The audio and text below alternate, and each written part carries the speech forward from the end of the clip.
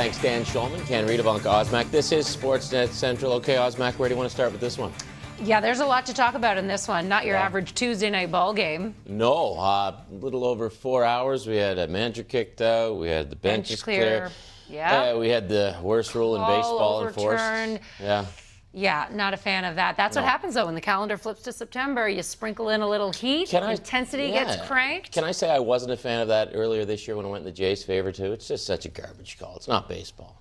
All right. Okay, so there's lots to talk about with this one. Let's get more and hear from Jamie and Joe. Gentlemen. Is it Ken's birthday today? It is, yeah. He's extra feisty. Happy birthday to me. Yes, and from us, Ken. Thanks, boys. And thank you, Ivanka. You were talking about Alek Manoah at the end of the broadcast, watching what was going on in the field as the Orioles celebrated. Let's hope, based on what we saw in that bench clearing situation, that he keeps his cool and understands the importance of his outing tomorrow. Now, Joe wants to weigh in, opine on the violation of the home plate collision rule that we witnessed there in the ninth inning.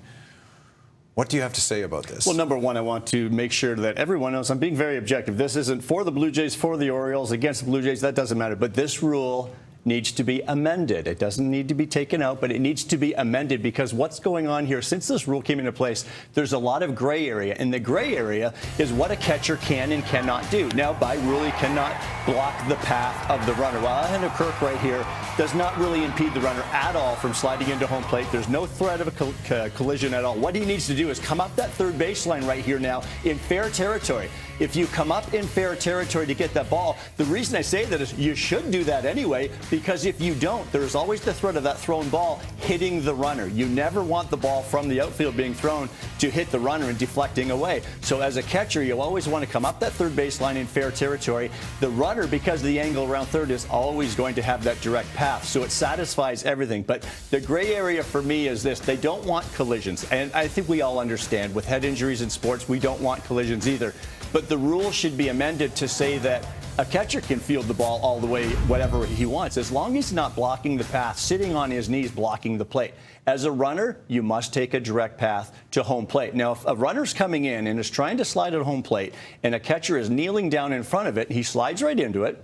You go to review, and that means the catcher's blocking the plate. That, what we saw tonight from Alejandro Kirk, is not blocking the path of the runner. And if it is, Major League Baseball needs to amend that rule. Because of that gray area, I think they've just taken it so far. Because when you watch that play, at no point was that runner's path to home plate being impeded. He had a direct path, and he slid into home plate because of where Kirk. Even if Kirk's standing in front of the plate right there, you can slide into home plate, and that's where I think they've gone a little bit too far with the rule. I would like to think that will be amended. We've seen several examples of it this season already, but going into next season, I think it would be better for the game to see that play. Should be nothing wrong with it.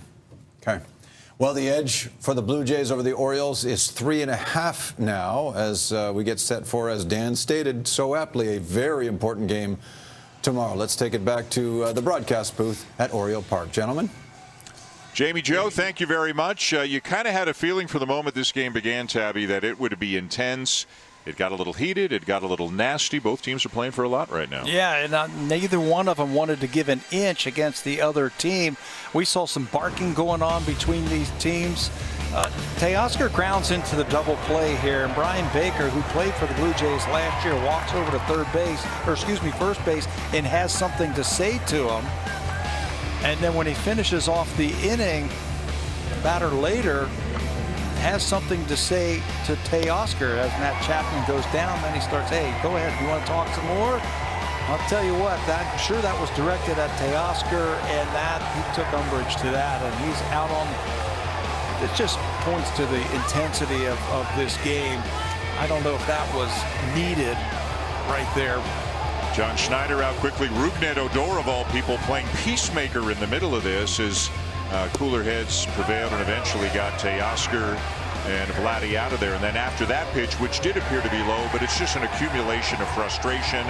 And John Schneider, he got his say in after Jeff Nelson tossed him out of the game.